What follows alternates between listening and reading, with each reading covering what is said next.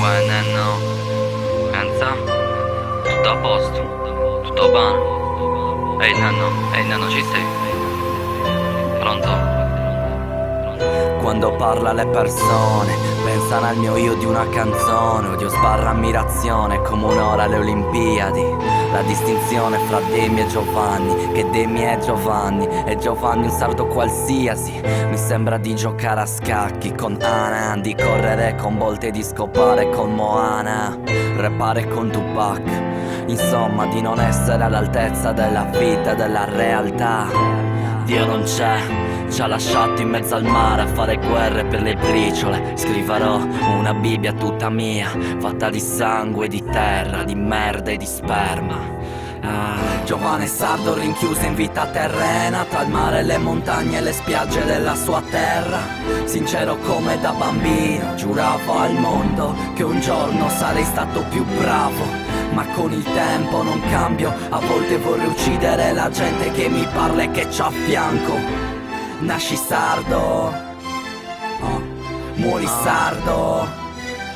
Puoi fare il rap ma il rap non fa a te. L'ho capito con il tempo e con gli amici che ci ho perso. Tutti parlano di rap, tutti quanti sono rapper. Ma quanti fanno sogni, quanti fanno soldi? Dal Vangelo secondo Giovanni nasci, muori, e a volte non c'è niente di positivo. Nemmeno scopando mi sento vivo. No.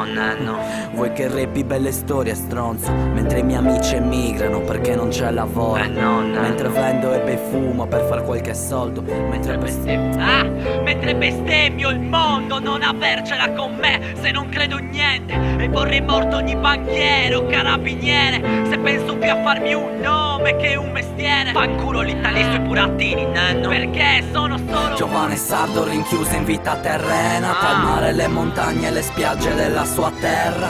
Sincero come da bambino, giuravo al mondo che un giorno sarei stato più bravo.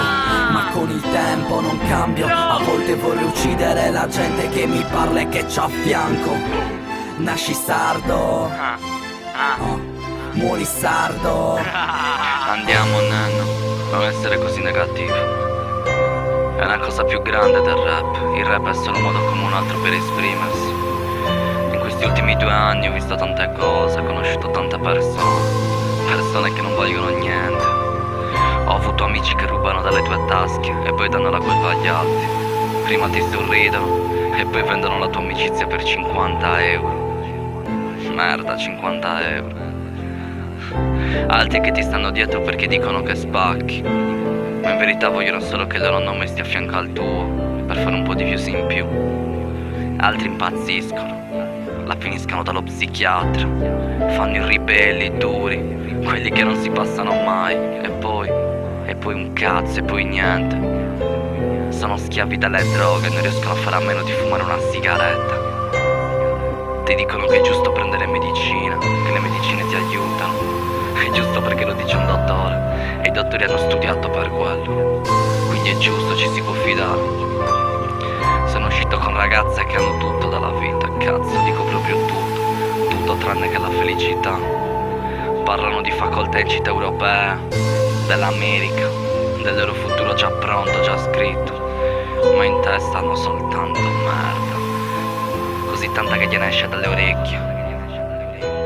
Capisci, è tutto fatto apposta per non reagire, per non crescere, per non uscire da in cui siamo. Sardo, vero sardo, fino alla morte.